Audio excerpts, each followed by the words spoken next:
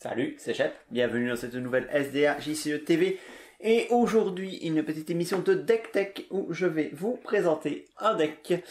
Un deck qui tourne autour d'un héros en particulier. Ces petites peluches qui avaient suggéré ce souhait de voir un deck avec ce personnage sur la SDA JCE TV. J'ai nommé Tom Showmin.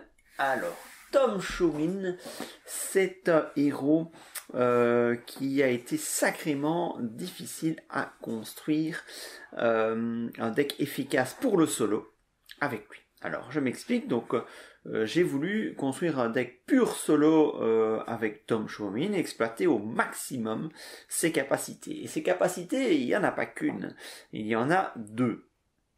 Tout d'abord, il y a le fait qu'en tant qu'on est engagé au combat avec un ennemi, avec un coût d'engagement au combat supérieur à votre niveau de menace, le premier allié Hobbit que vous jouez à chaque tour n'a pas besoin de ressources adéquates. Donc l'idée, c'est de pouvoir jouer des Hobbits rapidement. Et quand un allié Hobbit entre en jeu, il gagne +2 en attaque jusqu'à la fin du tour, ça c'est sa réponse. Donc il y a quand même pas mal de conditions pour pouvoir profiter à fond de Tom Showmin. Première condition, avoir une menace basse. Deuxième condition, avoir de nombreux alliés Hobbits à jouer. Donc, c'est beaucoup plus subtil qu'il n'y paraît de construire un deck avec Tom Showmin. Et Tom Showmin présente aussi l'avantage, quelque part, d'être très ouvert au niveau du deck build. Donc, contrairement à ce qu'on pourrait penser, Tom Showmin n'est pour moi pas un héros qui est un porteur d'archétype Hobbit. Pas du tout. Pas du tout. Même si ces deux capacités font référence à des alliés Hobbit, pour moi, Tom Showmin, ce n'est pas le héros autour duquel on va pouvoir construire un vrai deck Hobbit. Pourquoi ? Tout simplement parce que les alliés Hobbit sont encore, à l'heure où je vous parle, je n'ai pas encore ma boîte du nombre à l'Est. Donc je suis toujours sur les 8 premiers cycles. Donc les alliés Hobbit ne sont pas suffisamment fiables, ne sont pas suffisamment forts que pour se dire de compter uniquement sur eux. Par contre, Tom Showmin offre des possibilités nombreuses et variées et je vais vous en présenter une. En fait, il y a eu 12 itérations d'un deck Tom Showmin. J'ai fait une douzaine de decks Tom Showmin avant de stabiliser cette version-ci et de vous la présenter. Donc ça a pris beaucoup de temps, mais je me suis beaucoup amusé à construire un deck avec Tom Showmin. Donc, je l'ai dit, c'est pas un personnage qui est bâti pour être un pur deck Hobbit, pour faire un pur deck Hobbit. Donc j'ai complété Tom Showmin avec des Hobbits bien sûr, parce qu'il en faut pour exploiter sa capacité, et j'essaie de l'exploiter au maximum, mais j'ai aussi mis à côté d'autres personnages qui permettent de consolider certains aspects du jeu, notamment la quête, qui est, c'est bien connu, la grande faiblesse des Hobbits, déjà de base. Alors quand Tom Showmin ne quête qu'à 1, c'est évident et qu'il est rouge en plus, donc c'est évident que ça va compliquer les choses en termes de quête, en termes de gestion de la quête.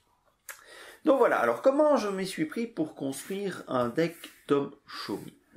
Les premières questions que je me suis posées, c'est quel allié Hobbit je vais pouvoir mettre dans le deck pour pouvoir exploiter la capacité de Tom Showmin au mieux. Et là, j'ai pu regarder dans les 4 sphères, évidemment, parce que le ressource match n'est pas obligatoire. Donc, dans les alliés intéressants avec la mécanique de Tom Showmin, on a, bien sûr, Rosie Showmin. Rosie Showmin, que je joue en triple exemplaire, et Rosie Showmin qui a la possibilité de booster les statistiques d'un autre héros Hobbit. Donc, ce serait bien d'accompagner, évidemment, Tom Showmin d'un ou deux autres personnages Hobbit, mais comme je vous l'ai dit en introduction, je n'ai pas réussi à faire un deck qui me satisfasse avec que des héros Hobbit. Donc, j'ai mis Sam Gamgee pour accompagner Tom Showmin en tant que héros, parce que Sam Gamgee reste quand même, il faut le reconnaître, la référence en matière de héros Hobbit. Il quête à 3. donc c'est le seul qui apporte un peu de quête, et puis sa capacité fait que si on arrive à maintenir une menace basse dans le deck, eh ben non seulement il va quêter, mais en plus il va attaquer ou défendre, et c'est extrêmement précieux. Donc c'est un excellent héros, ce Sam Gamgee, et donc ça m'a paru tout à fait naturel de l'intégrer, d'autant plus qu'il est de la sphère de Rosie Chomin. Alors, troisième héros qui va accompagner ces deux héros. Là, j'ai beaucoup cherché, j'ai beaucoup tâtonné. Je me suis d'abord dit, je vais mettre un héros vert pour pouvoir jouer Amphast Gamgee, qui est un hobbit extrêmement fort, hein, et pour pouvoir jouer les nœuds serrés. Donc il me faut du vert, pour avoir un peu de soin aussi, parce que les hobbits sont fragiles, il me faut du vert. Mais d'un autre côté, là je suis déjà à 16 de menace. Si je veux maintenir une menace basse, il me faut du bleu pour baisser la menace. Et donc, finalement, j'en suis arrivé à la solution qui combine le vert et le bleu de la manière la plus élégante qui soit. Tenez-vous bien, il s'agit de Galadriel. Oui, vous ne rêvez pas. Vous êtes bien sur la SDHJC TV. Je suis bien Shep. Coucou, oui, c'est moi, vous me reconnaissez. Je suis bien Shep. Et je joue dans un même deck Sam Gamgee et Galadriel. Les gens qui suivent les Hero Contest n'en croient probablement pas leurs yeux. Mais voilà, mon trio de héros, Sam Gamgee, Tom Chomin, Galadriel. Alors pourquoi avoir choisi Galadriel ? Vous devinez aisément la raison.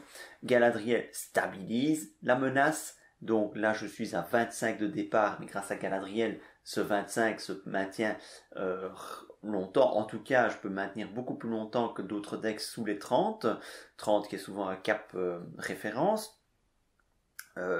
Galadriel permet de piocher, hein, c'était évident que ça aide, et donc ça me permet de me passer de la sphère verte, des cartes de pioche de la sphère verte, et Galadriel, avec bien sûr son anneau, Nenya, va gagner la sphère connaissance, et donc je vais avoir accès à ces cartes connaissances dont j'ai parlé tout à l'heure, à du soin, à Aune Serré, à Amphast Gamgee, donc je vais avoir accès à une série de cartes très utiles, et en plus Nenya, comme on le sait, booste la volonté d'un allié. Ou d'un personnage, pas forcément d'un allié, mais d'un personnage. Donc, si vous utilisez Nenya et Galadriel pour booster la volonté de Rosie Chomin passe à 6, et donc Rosie Chomin peut de volonté, et donc Rosie Chomin peut donner un plus 6 dans une statistique à un autre héros Hobbit. Donc ça peut vraiment dépanner pour les grosses défenses ou pour les grosses attaques. Et donc cette combo qui est bien connue, hein, bien sûr, la combo Galadriel, Nenya, Rosie Chomin, est extrêmement puissante. Et donc c'est aussi la raison pour laquelle j'ai choisi Galadriel dans ce deck. Et donc évidemment, Nenya en 3 exemplaires, parce que c'est une carte que l'on veut voir le plus vite possible arriver dans le deck, d'autant plus que je joue un nombre non négligeable de cartes vertes dans le deck, comme vous allez le voir, donc c'est d'autant plus important le plus vite possible d'avoir accès à Nenya. Et puis je vais dire la deuxième carte prioritaire du deck, c'est Rosie Chomin, que l'on veut essayer d'avoir le plus rapidement possible également, pour avoir cette possibilité de gérer grâce à ce boost que Rosie peut donner au moment où on en a besoin. Donc elle peut booster la quête, elle peut booster l'attaque, elle peut booster la défense, ça peut être extrêmement utile quand on sait que les hobbits en général n'excellent pas en combat. Enfin, n'excellent en dehors évidemment du bon vieux Merry Sam Gamgee. Donc si vous n'avez pas Merry tactique, le combat ça ne va pas exceller des masses. Et quand on voit la capacité de Tom Chomin qui est quand même relativement éphémère, hein, le plus 2 d'attaque des hobbits n'est valable que jusqu'à la fin du tour. Donc on ne peut pas forcément toujours compter dessus. Donc ce Rosie Chomin Nenya est vraiment très très très utile dans ce deck Tom Chomin, et donc va vraiment être très important d'avoir ces cartes rapidement dans la partie. C'est pour ça que malgré le fait que ce soit des uniques, elles sont en 3 exemplaires. Oui, ça fait des cartes mortes, mais c'est trop important de les avoir, et donc on accepte très clairement d'avoir ces cartes mortes. Bien. Alors, quels autres hobbits ai-je mis dans le deck pour essayer d'optimiser la capacité de Tom Shumin? Bon, rapidement.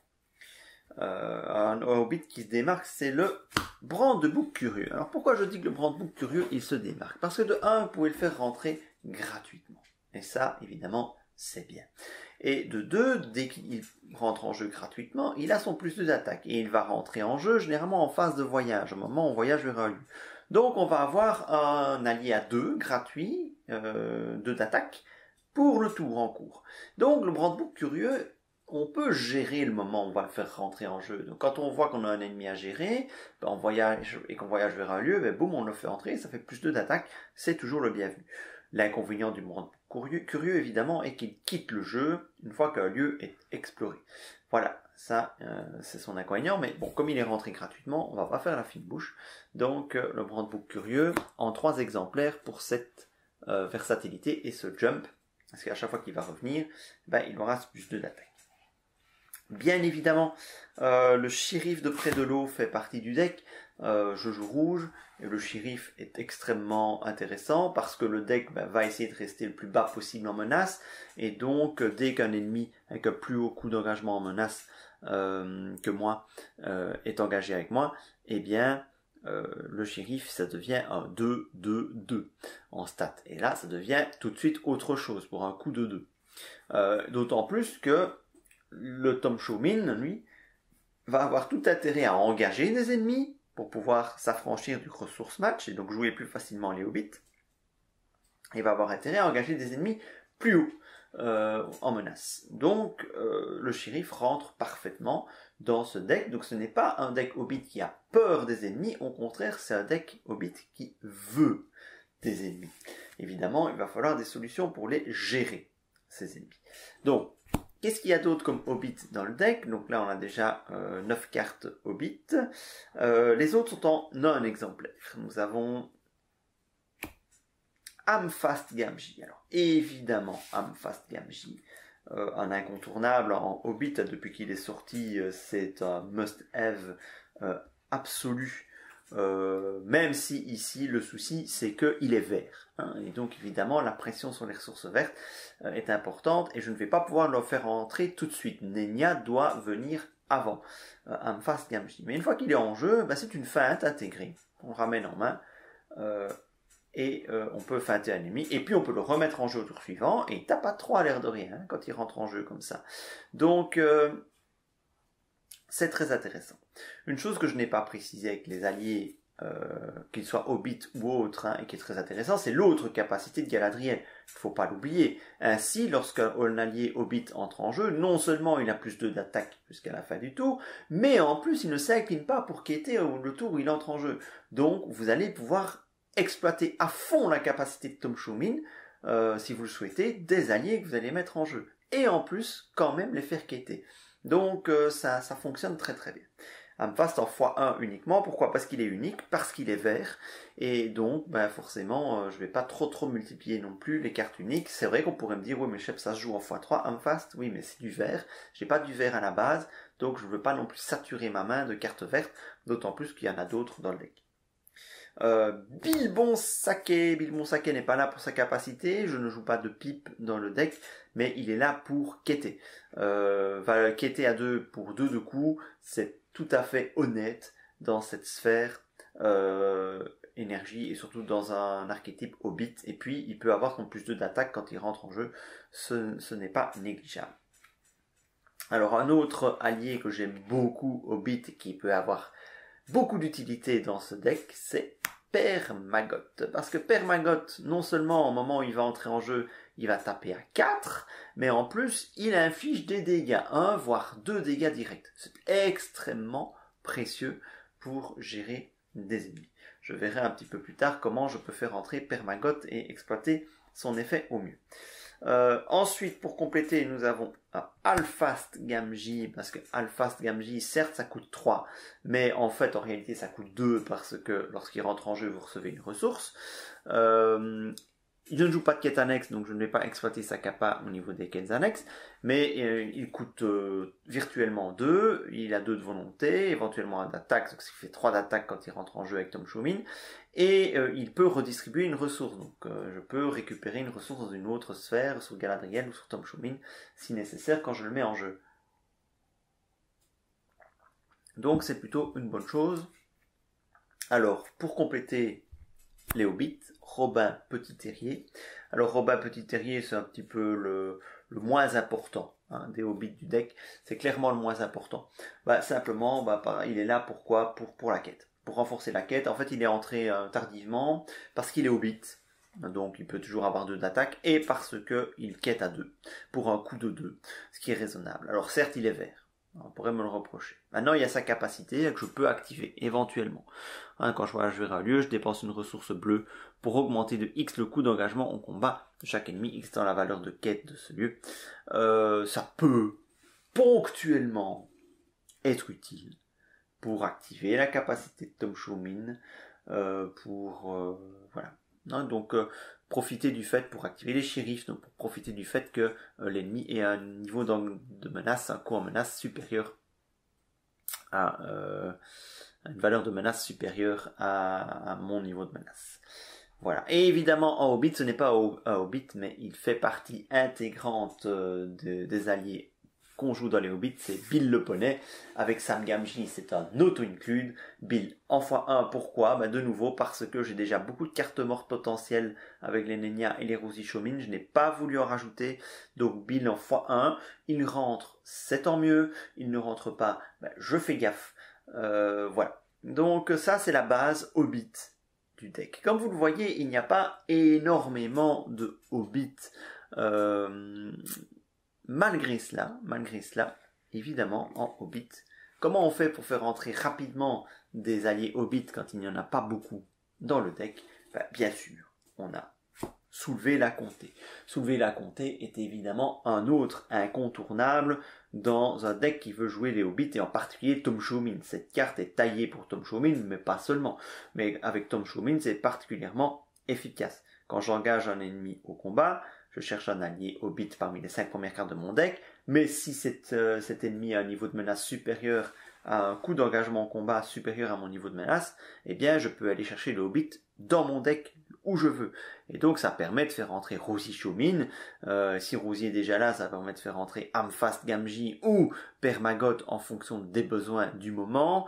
Donc vous avez là quelque chose de très intéressant. Ça m'est même déjà arrivé de faire rentrer Alphast Gamgee pour gagner une ressource supplémentaire tout à fait gratuite, parce que la capacité d'Alphast, c'est quand il entre en jeu. Donc c'est comme si je jouais Soulever la Comté gratuitement quelque part. Je me rembourse le prix de la carte et j'ai un allié qui rentre en jeu, qui a 3 d'attaque, qui remonte dans ma main, que je peux rejouer au tour suivant et qui me coûtera que 2. Donc pour 2 ressources, j'aurais eu un 3 d'attaque ponctuel et puis un 2 de volonté permanent. C'est plutôt honnête. Donc se Soulever la Comté, c'est l'outil très efficace pour faire venir les Hobbits en jeu. Et c'est aussi pour ça que je me suis permis de mettre de nombreux Hobbits uniques en un seul exemplaire, parce que je sais que si j'en ai vraiment besoin, je peux aller les chercher. Rosie Shumin, elle est trop importante, donc je l'ai quand même mis en x3, parce qu'elle est vraiment trop importante dans le deck. Donc Soulever la Comté, solution pour aller chercher un Hobbit dans le deck en x3, évidemment. Voilà. Donc ça, c'est vraiment au niveau du deck Hobbit en lui-même. Alors, j'ai rajouté dans ce deck Hobbit, vraiment au niveau cartes qui sont propres au Hobbit, des nœuds serrés, bien sûr, en x2. 2 nœuds serrés. Des nœuds serrés qui sont destinés à qui? Qui sont destinés avant tout à Rosie Shumin, parce qu'un nœud serré sur Rosie Shumin, c'est l'engager dans la quête. Mais c'est aussi plus tard pouvoir bénéficier de sa capacité, donc de son bonus de volonté. Alors imaginez avec Galadriel Nenya ce que ça peut donner. Vous pouvez engager Rosie Shumin dans la quête avec 6 de volonté, la redresser avec le nœud serré, puis déclencher la capacité de Rosie Shumin pour donner un bonus de 6 de volonté à un héros. Voilà comment faire plus 12 de volonté en inclinant juste 2 cartes. c'est-à-dire deux personnages, c'est-à-dire Rosie Chorin et Galadriel forcément, avec Nenya et Nocéré, évidemment, qui sont nécessaires, plus 12 de volonté, ça ne se refuse pas. Donc ce pouvoir de contrôle sur la quête est très intéressant dans ce deck. Alors maintenant on va arriver à l'enrobage, ce qui va aider le deck à tourner, parce que ce qui est important, c'est de maintenir un niveau de menace bas. Alors certes, Galadriel permet de le faire, mais on a des maudits et ce genre de choses. Le deck ne fait généralement pas d'échecs de quête, sauf peut-être en tout début de partie, parce que Galadriel, en début de partie, généralement, elle ne fait rien, elle ne quête pas. Et donc, j'ai juste mon 3 de Sam Gamgee qui quête en début de partie. Parfois, c'est un peu court. Donc, il faut quand même aider le deck à maintenir sa menace basse. Et pour ce faire, bien évidemment, vous le devinez, le conseil d'Elrond, bien sûr. Galadriel étant Noldor, c'est un auto-inclus. Donc le conseil d'Elrond, c'est une solution pour maintenir la menace le plus bas possible. Alors, la difficulté avec ce deck, c'est le début de partie. Le début de partie est particulièrement délicat. Tout simplement parce que je quête très très peu. Je n'ai que Sam Gamgee pour quêter. Alors, comment est-ce que j'améliore cette valeur de quête en début de partie? Donc j'ai 3 héros de 3 sphères différentes. Donc comme vous le voyez, il y a très peu de cartes que je peux jouer tour 1. Généralement le tour 1 est un tour blanc. Sauf quand Nenya sort. Et je fais pas grand chose. Donc il faut tenir le coup tour 1. Tenir le coup tour 1, ça veut dire quêter tant qu'on peut et éviter d'engager en combat des ennemis. Le niveau en menace relativement bas permet d'éviter les ennemis. Pour quêter tant bien que mal, il y a Sam Gamgee, il y a les conseils d'Elrond, et j'ai rajouté, parce que ça peut être utile, un Bofur par exemple, un Bofur qui peut entrer pour une seule ressource, et donc avoir un plus 2 en quête. Ça peut être effectivement intéressant, donc ce bon vieux Bofur qu'on a un peu oublié, j'ai choisi de le mettre dans le deck pour aider un petit peu, pour booster un petit peu les débuts de partie. Alors, ici, nous avons aussi une autre manière de booster le début de partie. Alors ça, c'est plus tricky comme manière de booster le début de partie. Comment je peux faire pour jouer plus de cartes au début de partie? L'idée, ce serait de s'affranchir de la ressource match dès le tour 1. Donc, dès la première phase d'organisation, de pouvoir poser mon premier hobbit sans avoir la correspondance de sphère, le ressource match nécessaire, sans avoir à payer les ressources adéquates. Comment est-ce que je peux faire ça tour 1? Il faut que j'engage un ennemi tour 1. Et comment est-ce que je peux engager un ennemi tour 1? On a une carte géniale pour ça. C'est le chasseur d'Unedin. Et le chasseur d'Unedin est une excellente carte pour avoir un ennemi engagé au combat dès le tour 1. En plus, ce chasseur d'Unedin permet de choisir l'ennemi, et parmi les 5 premières cartes du deck de rencontre, et donc on a généralement la possibilité de choisir l'ennemi qui vous arrange le mieux. Un ennemi que va pouvoir défendre Tom Showin, et donc c'est tout bénef. Vous avez tour 1, un ennemi supérieur à votre niveau de menace, ça déclenche donc la capacité de Tom Showin qui peut désormais se passer du ressource match pour le premier allié habitué. Ça donne un bonus de plus 1 à Sam Gamgee qui va quêter dès lors à 4. Vous pouvez même jouer, soulever la comté à ce moment-là, si vous le voulez. Bon, c'est pas le moment le plus intéressant pour le faire. Mais voilà, c'est aussi une possibilité. Donc, ce chasseur d'Unedin, pour terminer, apporte un plus 3 en attaque. Ce qui dans un deck Hobbit est appréciable, un plus 3 permanent. Donc c'est un beau boost d'attaque également, ce chasseur d'Unedin. Il a 3 points de vie, donc il peut absorber des dégâts également. Donc c'est une excellente carte dans ce deck. On pourrait croire que c'est prendre un risque inconsidéré que de vouloir engager un ennemi tour 1 avec un deck qui joue 2 Hobbits et Galadriel, mais au contraire, c'est bien souvent un choix payant. Alors évidemment, on n'est pas à l'abri, ça reste risqué. Ça peut arriver de se retrouver avec un seul ennemi sur les 5 cartes, et c'est un Mumak. Bon, voilà, dans ce cas-là, on recommence, c'est pas bien grave. Enfin, on recommence, pas forcément. Hein, imaginez que le fait de m'affranchir de la ressource adéquate me permette de poser une Rosie, ben, Tom Showmin passe à 5 de défense. Hein, donc, vous voyez que ça ouvre des perspectives, ça ouvre des possibilités d'avoir un chasseur du Nodin en main en début de partie. Donc, chasseur du Nodin en 3 exemplaires, et assez intéressant de l'avoir en début de partie dans sa main. Ça permet d'avoir un ennemi engagé en combat direct.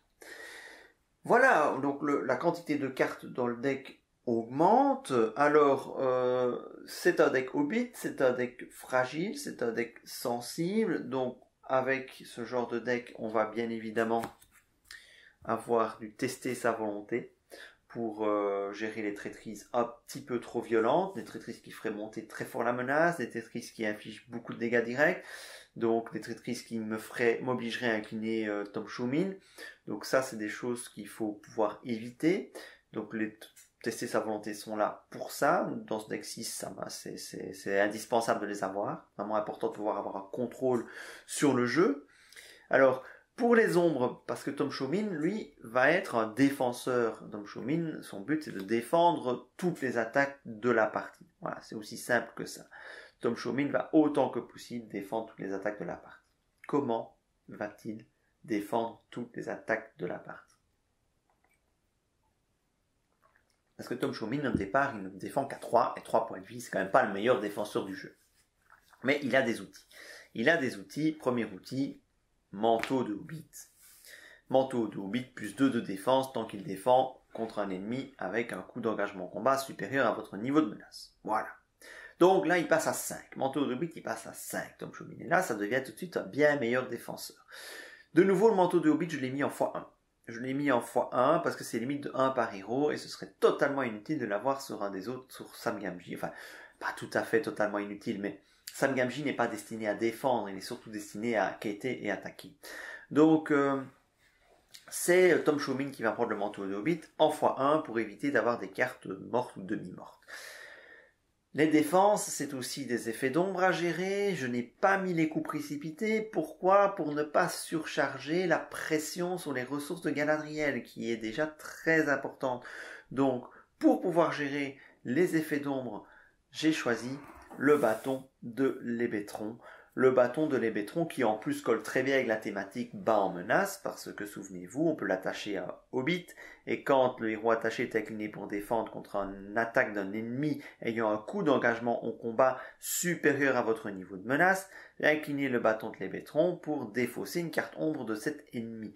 Donc autant vous dire que se débarrasser de la carte ombre, c'est super fort. Évidemment, ça marche qu'une fois, sur une seule attaque, mais généralement en solo, on va essayer de gérer une attaque à la fois.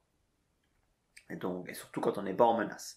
Donc tout ça complète l'attirail de Tom Showmin pour défendre de manière plus solide.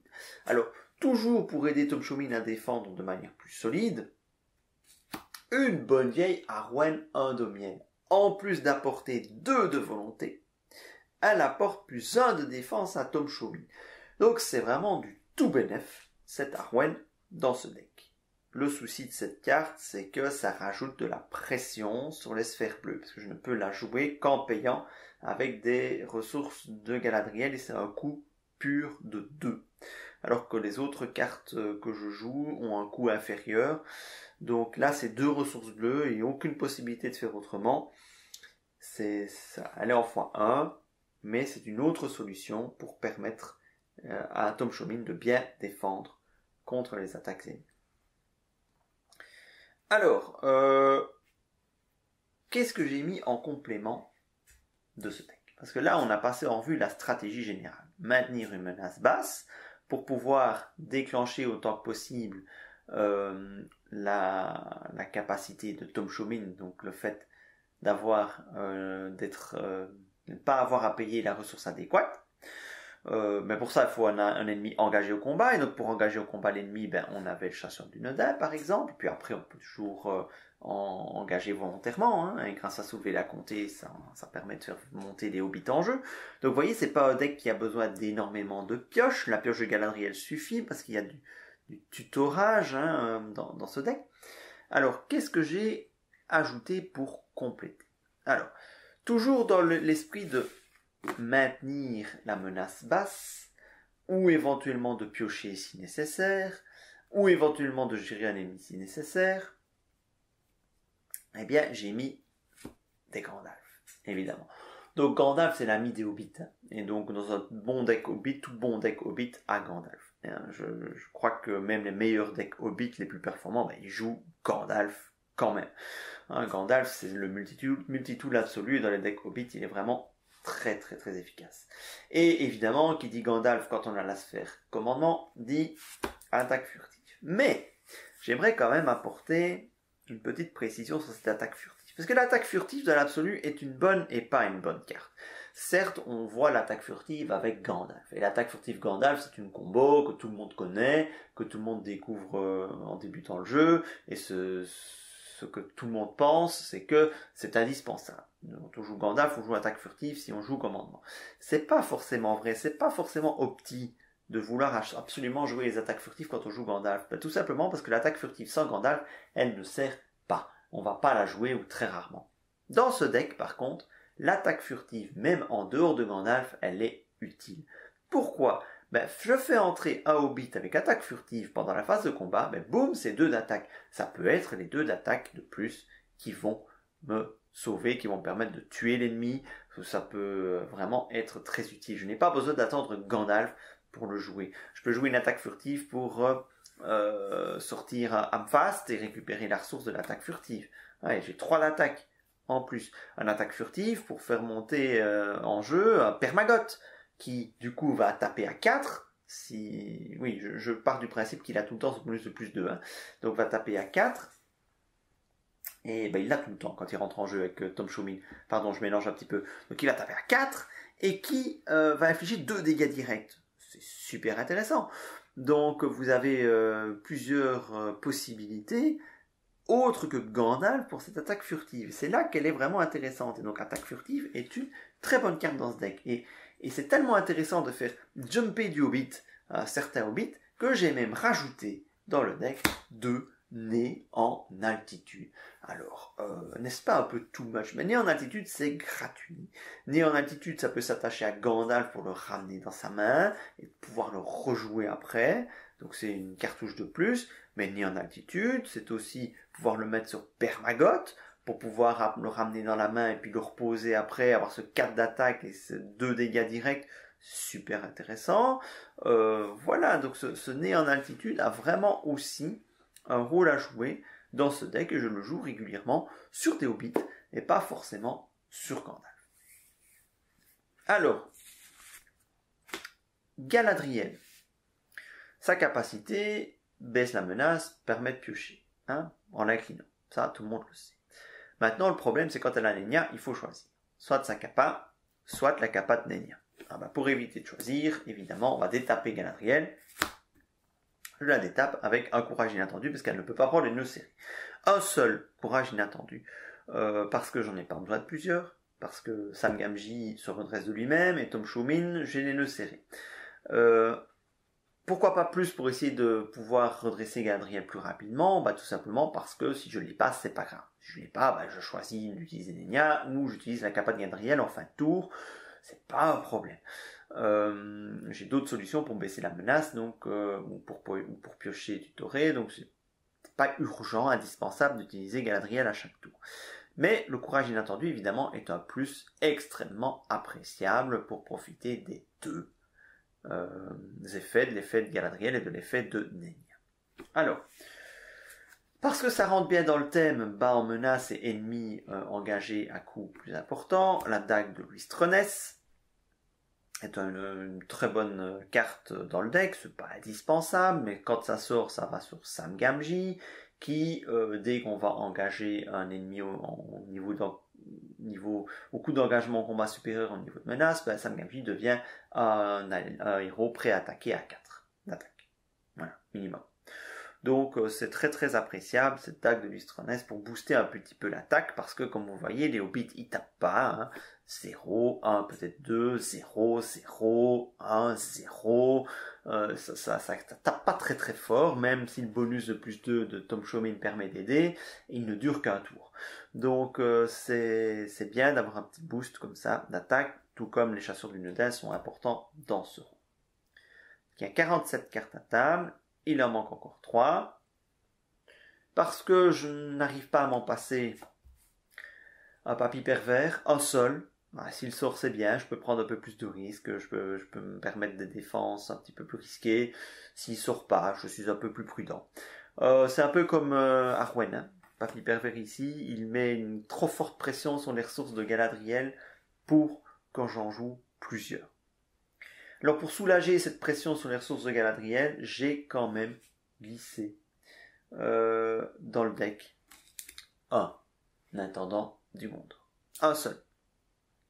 Même chose, s'il sort, c'est génial. Je n'ai plus de soucis à me faire au niveau des ressources de Galadriel. Ça me facilite la vie, mais pas en plus, parce que 3 intendants du Gondor, c'est 2 cartes mortes, et j'ai déjà des cartes mortes dans le deck, et j'ai pas de solution pour recycler ces cartes mortes. C'est un choix. Donc un seul intendant, je peux jouer 100. Dans ce cas-là, la gestion des ressources va être extrêmement importante, et donc du coup, on va garder un ennemi engagé au combat pour s'affranchir du ressource match pour jouer des hobbits. Si l'intendant sort, j'élimine les ennemis, parce qu'un bon ennemi reste un ennemi mort, et donc les ressources vertes et bleues seront générées par Galadriel avec Nenya. La dernière carte, de nouveau en un seul exemplaire, beaucoup de cartes en un seul exemplaire, c'est le miroir. Le miroir de Galadriel. À la base, je suis pas un grand fan de cette carte, parce que c'est une loterie. Certes, ça vous permet de tutorer une carte parmi 10 dans votre deck, c'est super fort, et donc pour faire rentrer les cartes clés, c'est super intéressant d'avoir le miroir de Galadriel, mais ça peut aussi vous défausser des cartes clés qui sont déjà dans votre main, voire vous défausser la carte clé que vous venez d'aller piocher, ce qui m'arrive un petit peu trop régulièrement à mon goût. Donc le miroir, il est là vraiment pour avoir, une stabilisation du début de partie. Si, malgré le mulligan, je n'ai pas ce qu'il me faut en main, le miroir, c'est une probabilité de plus d'aller chercher ces cartes. Donc, en gros, les cartes clés, je dis c'est Nenya, c'est Rosie, Nenya en priorité. Si Nenya ne sort pas, et que j'ai le miroir, c'est comme si j'avais un 4e Nenya en quelque sorte. C'est comme si j'augmentais la taille de mon deck avec un 4e Nenya, parce que le miroir va assez vite me permettre d'aller récupérer un Nenya, peut-être au détriment d'autres cartes. Donc c'est un petit peu un diminueur de taille de deck, pas tout à fait, mais c'est un peu comme ça que je le considère. Il augmente ma probabilité d'obtenir les cartes que je veux rapidement. C'est pour ça que je l'ai mis de nouveau en un seul exemplaire pour la même raison que les autres cartes en un seul exemplaire et cartes uniques. Donc c'est un deck qui a beaucoup de cartes différentes, comme vous le voyez. Donc là la liste elle est complète, peu de cartes en x3, beaucoup de cartes en x1. Certains vous diront ouais c'est pas une bonne façon de construire un deck parce que ça n'est pas très stable. Bien sûr, je suis d'accord avec cet argument-là, mais moi j'aime bien aussi jouer des decks que j'appelle des decks à solutions. Et ce deck, il offre plein de solutions, plein de possibilités. En fonction de ce que j'ai dans ma main, je vais jouer plutôt d'une façon ou plutôt d'une autre. Et ce deck est particulièrement versatile, il s'adapte à beaucoup de situations. Et il a des statistiques solo jusqu'à présent très intéressantes, jusqu'à plus de 80% de victoires sur le cycle 8. Ce qui vous situe quand même le niveau intéressant de ce deck. Donc, comment se joue-t-il ce deck? C'est pas un deck simple à prendre en main. Ça, je préfère le dire tout de suite. Il suffit pas simplement d'avoir « Oh, j'ai Nenya, c'est bon, c'est gagné ». C'est un deck extrêmement subtil à prendre en main, dans la mesure où il faut faire les bons choix au bon moment. Oui, évidemment, une fois que tout est en place, ça devient plus facile, mais voilà, les hobbits, on réfléchit à quand les mettre en jeu. C'est pas toujours facile à gérer. On a un trisphère, donc les ressources sont délicates à gérer. On n'en gagne pas forcément beaucoup quand l'intendant ne sort pas. Donc tout ça sont des facteurs à prendre en compte et c'est ça qui rend le deck extrêmement agréable à jouer parce que ce n'est pas un deck mécanique qui va se jouer exactement de la même façon à chaque partie. C'est un deck qui demande une réflexion en fonction de ce que l'on a dans sa main. Et donc, on va en début de partie absolument essayer d'avoir Nenya, voire Rosie Chauvin, car ce sont des cartes clés qui vont stabiliser votre deck. Nenya et Rosie Chauvin, c'est la possibilité en phase de quête d'ajuster votre niveau de quête pour éviter un échec de quête ou pour éviter un trop gros succès de quête parce que vous n'avez pas envie d'avancer trop vite dans ce deck, vous préférez vous mettre en place progressivement. Vous avez un vrai contrôle sur la quête, ce plus 2 de Rosie il est déjà bien, mais si vous avez une Nenya, vous imaginez, vous pouvez faire un plus 2 de volonté, un plus 4 ou un plus 6 en fonction des besoins, voire un plus 12 en utilisant la combo dont je vous ai parlé tout à l'heure. Donc il y a moyen de vraiment bien contrôler la quête. Et ce deck n'a pas trop de mal à quêter, sauf en tout début de partie. Et c'est plutôt plaisant, parce que les hobbits, souvent, c'est une de leurs faiblesses, la quête. Au niveau du combat, c'est la partie la plus délicate, parce que Tom Showman, certes, il va défendre, mais il ne peut pas se permettre de quitter le jeu. Si Tom Showman quitte le jeu, c'est le game over quasi assuré. Donc il faut vraiment être sûr de pouvoir assurer ses défenses avec Tom Showman et d'avoir de quoi bien défendre. Et parfois, en début de partie, il vaut mieux ne rien engager, laisser la menace un peu s'accumuler jusqu'à être prêt à défendre de manière efficace. Voilà, et alors au niveau de la gestion des ennemis, de tuer les ennemis, ce n'est pas si simple non plus, parce que le bonus des hobbits ne dure qu'un tour. Et donc on va jamais avoir une force de frappe très élevée avec ce deck. On va plutôt être dans le contrôle, feinter avec Amfast, tuer un ennemi en 2 tours, ce n'est pas rare. Certes, les chasseurs du Nodin apportent un petit peu de punch, Gandalf peut aider ponctuellement. Donc tout ça sont des choses qu'il faut évidemment prendre en compte quand on joue ce deck. Mais c'est un deck ou jouer Permagot, pour jouer les ennemis. Mais c'est un deck qui m'apporte énormément de satisfaction. Je suis très content de jouer ce deck, c'est très amusant. Galadriel évidemment aide beaucoup à stabiliser aussi les débuts de partie grâce au fait que les alliés ne s'inclinent pas au moment où ils entrent en jeu. Ça aide aussi énormément. Et voilà. Et je vous invite à le tester. Alors, je ne prétends pas du tout avoir fait le meilleur deck Tom Showman solo possible. Moi, j'ai beaucoup réfléchi. J'ai voulu au départ faire un deck Tom Showman pur Hobbit. Je n'y suis pas arrivé. Je n'étais pas content des résultats. Galadriel a stabilisé ce qui ne l'était pas avec les autres Hobbits. Et donc, c'est pour ça que je l'ai gardé.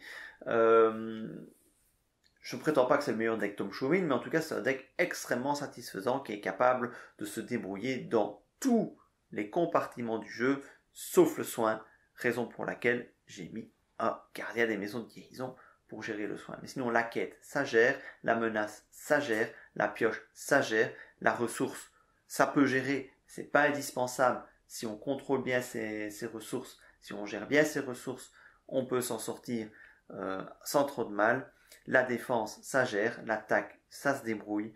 Donc vous avez pratiquement tous les compartiments du jeu qui sont traités. On peut contrôler les effets une fois révélés des cartes du deck de rencontre. On peut contrôler les ombres si nécessaire. Voilà ça ou via Amfast Gamgee. Bref, un deck extrêmement polyvalent, extrêmement plaisant à jouer et qui va encore s'améliorer parce que dans la boîte Une Flamme de l'Ouest, on a l'allié Merry, l'allié Pipin qui vont entrer assurément dans ce deck, probablement à la place de Bofur qui va quitter, ça va être le premier à quitter le deck parce qu'un nouvel allié à 2 de volonté, je peux faire sortir Bofur par exemple, donc je vais pouvoir faire sortir ces quelques cartes hors thématique pour faire entrer ces nouveaux hobbits très intéressants. Voilà, et il y a aussi je ne sais plus comment elle s'appelle, mais dans le premier paquet du cycle 9, la Hobbit qui permet de sonder le deck de rencontre, ça va être aussi une possibilité tout à fait viable, parce qu'elle quête bien, si je me souviens bien, elle est en commandement. Donc voilà, donc un deck qui va encore évoluer, mais voilà, je vous le présente tel quel dans cette vidéo sur la SDHJC TV, et je vais jouer, si vous le souhaitez, bien sûr, une partie avec ce deck sur le scénario de votre choix. Donc allez-y, faites-moi en commentaire des propositions pour voir le scénario sur lequel vous voulez voir tourner ce deck. Alors s'il vous plaît, soyons tout à fait honnêtes, Ne m'envoyez pas sur un scénario siège ou bataille. C'est le type de scénario que ce deck ne peut pas gagner. Voilà, soyons clairs et nets. Ce deck ne peut pas gagner un Grand Lithidien, ce deck ne peut pas gagner un siège de Kyrandros. Voilà, c'est pas un deck fait pour ça. Donc ce deck peut gagner beaucoup de scénarios, mais ne pourra pas aller chercher les scénarios où la baston est extrême. Mais il va pouvoir bien se débrouiller sur la majorité des autres scénarios. Par exemple, ce deck gagne tranquillement le voyage le long de l'Anduin sans suer, hein, malgré le troll, parce qu'on peut temporiser. Voilà, je pense que j'ai tout dit sur ce deck. S'il vous reste des questions, des interrogations ou des suggestions à faire, je vous invite à les faire en commentaire. Il n'y a pas de feinte, hein, ça c'est peut-être une remarque que vous allez me faire. Il n'y a pas de feinte dans ton deck, Chep, mais pourquoi pas de feinte? Parce que Tom Showmin défend. Et Amphast joue ce rôle de feinte. Je n'ai pas besoin absolument d'avoir une feinte en main tour 1. Tom Showmin est là pour défendre solidement, et j'ai rarement de mauvaises blagues avec Tom Showmin. Les effets d'ombre pourrissent dans le cycle 2, qui sont dans les autres cycles, ils se sont calmés sur les effets d'ombre qui peuvent vous one-shot votre personnage. Donc voilà. Donc c'est un choix. Pas de feinte, c'est un choix pour ne pas surcharger la pression sur la sphère tactique.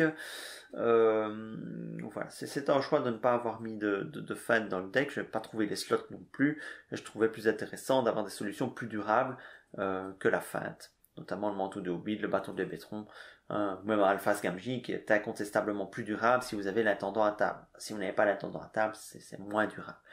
Voilà, et j'ai voulu quand même garder des Hobbits assez présents, parce que ça reste un deck Hobbit, et le but est de mettre en jeu des Hobbits au final, même si j'ai dû compléter avec quelques autres cartes. Voilà, pour toutes les autres remarques et commentaires, j'y répondrai dans les commentaires, donc c'est juste une question de goût la plupart du temps, parfois c'est en lien avec la stratégie du deck, parfois c'est une question de goût. Moi j'ai trouvé que j'avais pas besoin des feintes dans ce deck, donc je m'en suis passé, et je ne le regrette pas jusqu'à présent.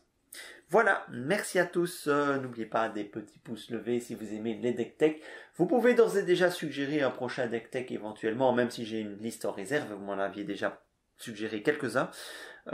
Si vous n'êtes pas encore abonné, sait-on jamais, abonnez-vous pour ne manquer aucune des vidéos de deck tech et des vidéos de partie sur la SDA JCE TV. Salut, salut!